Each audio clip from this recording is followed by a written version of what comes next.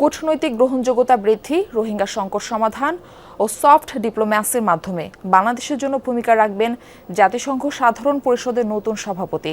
এমন আশাবাদ জানিয়ে কূটনৈতিক বিশ্লেষকরা বলছেন, বর্তমান সরকার ৩ মাসেই এই অর্জন এক বিরাট কূটনৈতিক সাফল্য। মানবাধিকার পরিস্থিতির উন্নয়ন ও সদস্য রাষ্ট্রগুলোর আস্থার প্রতিদান হিসেবে ডক্টর খলিলুর রহমান নিরপেক্ষভাবে অধিবেশন পরিচালনা করে দেশের ভাবমূর্তি উজ্জ্বল করবেন বলেও আশা বিশ্লেষকদের। আহমেদ রেজার প্রতিবেদনে থাকছে এর বিস্তারিত। রেইনবো অ্যাক্রোপ্লাস্টে অ্যাক্রিলিক এমালশন থাকায় মুছে ফেলা যায় যে কোনো দাগ সহজেই। Rainbow Paints. Khalilur Rahman, Bangladesh, 99. Andreas Kakouris, Cyprus, 91. ৮ ভোটের ব্যবধানে জয়লাভ করে এভাবেই প্রার্থনায় কৃতজ্ঞতা জানান পররাষ্ট্রমন্ত্রী doctor Khalilur Rahman.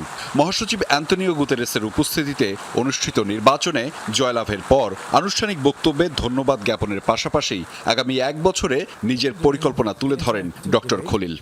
Working with all of you, I envision addressing these challenges along 6 pillars of action. আগামী ৮ সেপ্টেম্বর থেকে শুরু হওয়া সাধারণ পরিষদের অধিবেশনে সভাপতির দায়িত্ব পালন করবেন তিনি। I'd like to thank my Prime Minister, Mr. Tariq Rahman, for nominating me.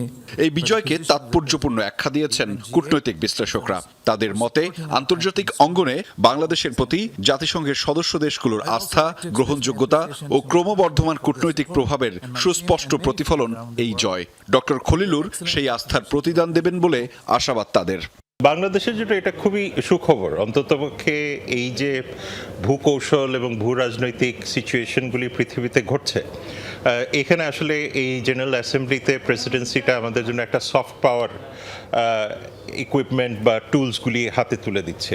এটা দেশের জন্য ডেফিনেটলি একটা গৌরবের একটা বিষয়। সার্বিকভাবে এটা আমাদের ওনার ব্যক্তিগতভাবে এবং বাংলাদেশের জন্য একটা অনেক ভালো একটা সুসংবাদ।